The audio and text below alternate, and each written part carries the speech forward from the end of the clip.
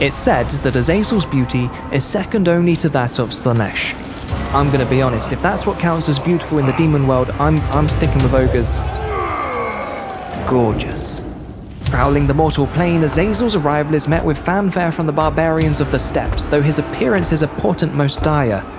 The other three powers would be wise to take heed, for the day of the ecstatic legions is nigh. We're on turn 1, how original, and already Azazel's got himself in a spot of bother. We're quite literally painted into a corner. Grand Cafe and its fancy fence to the south, Norska vying for a brawl to the west, pointy, impassable mountains to the east, and proof of flatter theory to the north. These obstacles and more will need to be swept aside if we mean to discover the location of Zambijin, the Lost City, and claim the Altar of Battle before our rival Chaos Champions. But to achieve such a feat, we'll first need to create a network of rifts to reveal the way. Sadly, the god-bear Urson has been rescued by his fanatical followers, and so we'll need to open our rifts the old-fashioned way, with copious amounts of suffering. A few tens of thousands of mortal souls should suffice, nothing extravagant. These souls that we're to reap are harvested and sacrificed through battles, looting, sacking and razing settlements, events, and 2 new mechanics introduced in the Champions of Chaos DLC, the Path to Glory and Gifts of Chaos.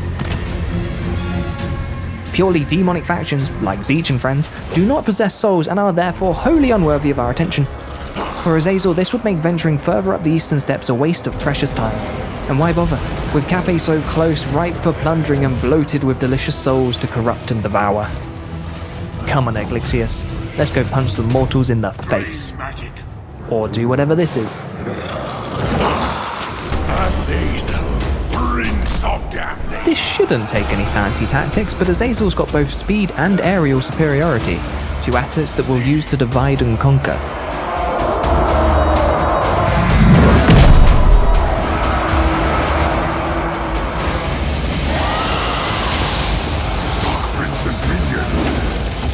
We scatter the Norscan cavalry and quickly overwhelm their infantry, securing a swift end to the battle. Well done, us. Our devotees are bloodlusting following their victory, so we've decided to keep the party going. Using the warband recruitment mechanic, we'll instantly add a unit of marauders and a unit of chaos warhounds to our rave wagon and roll it on over to the Red Fortress. We'll entice the defending marauder hunters with our impressive spread of hors d'oeuvres before committing unspeakable horrors in the name of Slaanesh. The enemy's entrenched, but we've got numbers on our side, so we break our forces into groups and assault the settlement on 4 fronts, spreading the defenders to their limits.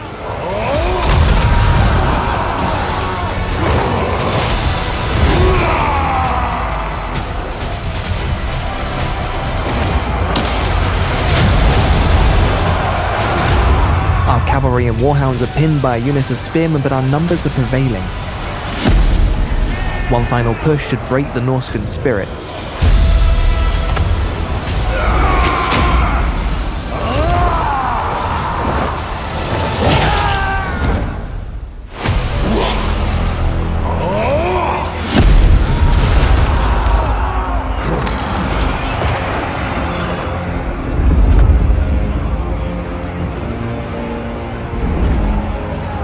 The battle's all but over, so Azazel's going to have just a tiny little sit down, whilst his cultists mop up the blood.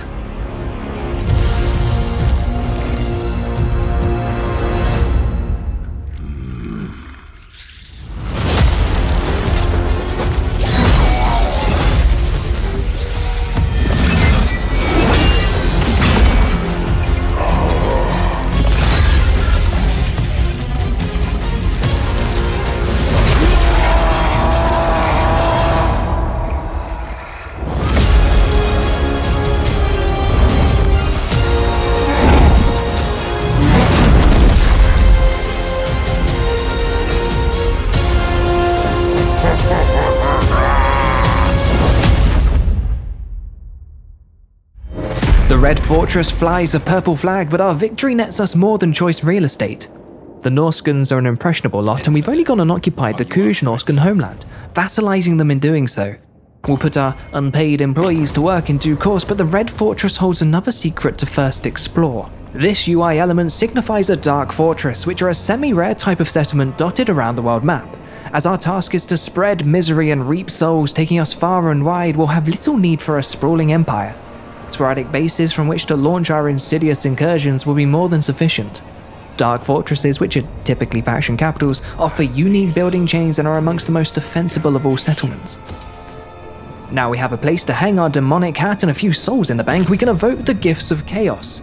This dark compass offers 7 ruinous slots in which boons can be activated in exchange for a sacrifice of souls. Additional slots are unlocked in the technology tree, whilst more gifts are earned after a specific number of souls have been sacrificed. These boons have the potential to grant game-changing benefits, so we'll be liberal with our spending. To solidify our influence in the Red Waste, we'll turn our gaze to Dragon's Crossroad. And by gaze, I of course mean the aforementioned raid wagon. They will see beauty. Cathay's defenders are trampled against our ecstatic legions and the Red Wastes are ours. We gift Dragon's Crossroad to our Norscan friends and set the exploit vassals commandment, because we're really good friends. Speaking of good friends, Azazel's been impressed with some of our marauders and envisions a bright future for them as disgusting fleshy monsters. Using the Warband upgrades mechanic will give this unit a makeover and bestow upon these cheeky lads Slaaneish's highest honor, some whips. We've established a foothold in the Red Wastes, employed the locals, and are ready to expand our sphere of influence into Grand Cathay. They may not want what we're selling, but the promise of all those souls is too tempting a proposition to ignore, so we gather our depraved disciples and heed the call of wholesome adventure.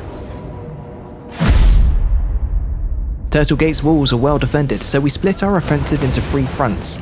2 groups for the walls, and 1 to charge through the city, capturing points. So many creatures, so few.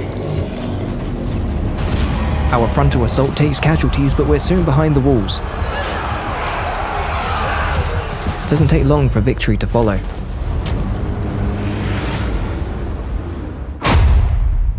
Alright folks, we're in. We've got a second army brewing in the Red Fortress and a grand new world to destroy. Smells like we're ripe for a montage, if you ask me. Once my sword is drawn, it must taste blood. Morse told me to listen, so talk!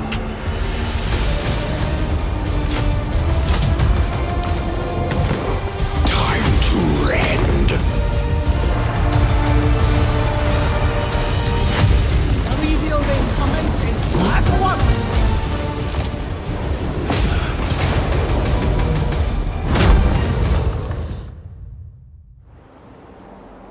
Ooh, I do enjoy a good montage. We've reaped a decent amount of souls, but we're still a way off from our goal. Miao Ying and her northern provinces are next on our to terrorize list, but before we ride off into the sunset, there's some merits to dish out. Aglixius has performed excellently in our violent conquest so far. He's displaying a keen willingness to learn, a strong aptitude for mortal murdering, and is an all-round team player. For that, he's earned himself a Mark of Chaos. Once Aglixius has dedicated himself to Slaanesh, he sheds off his meaty mortal shell and transcends into something better. He also loses half his rank and his skills are reset, because with great power comes great reinvention, and I don't want to clip his wings. Fight.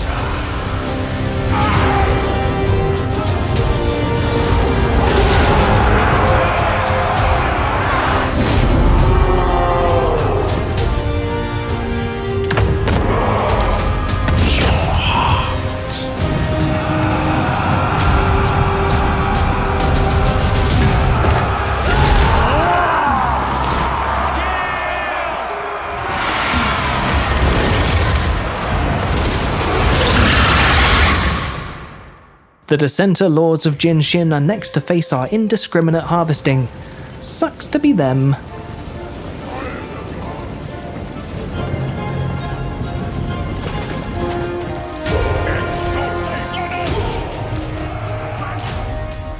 Time to spread those attackers. The more inroads into the settlement, the better chance we have at capturing points. And I love capturing points. The bulk of our attacks taking on the west of the city, whilst our cavalry will charge up the middle. The east is left to a smaller, but no less capable force. Enemy reinforcements could be a problem, but we press the assault all the same. In for a penny and all that.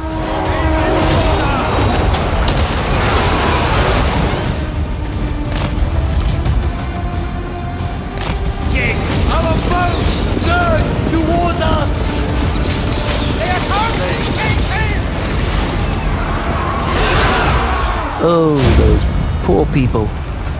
Our cavalry and chariots tear into the middle of the city, spreading mayhem in their wake, and the Dissenter lords are in disarray. Spellcasting! The path of taking for me!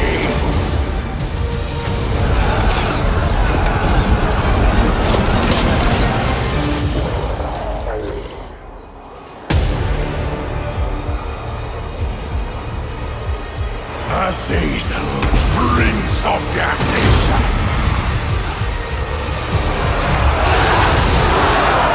Save and disorder! Do not miss the field! Yay. With 10,000 souls harvested and many of them sacrificed in the name of Slanesh, we begin to see the fruits of our labor manifest. The first rifts have opened, giving us further tactical advantage over our enemies and offering a shortcut to distant lands. But we'll need more souls to open additional rifts. Thankfully, there are plenty more mortals to be harvested amongst Zhao Ming's followers, and, beyond the smouldering ruins of Grand Cathay, await the gluttonous souls of the Ogre Kingdoms. Azazel.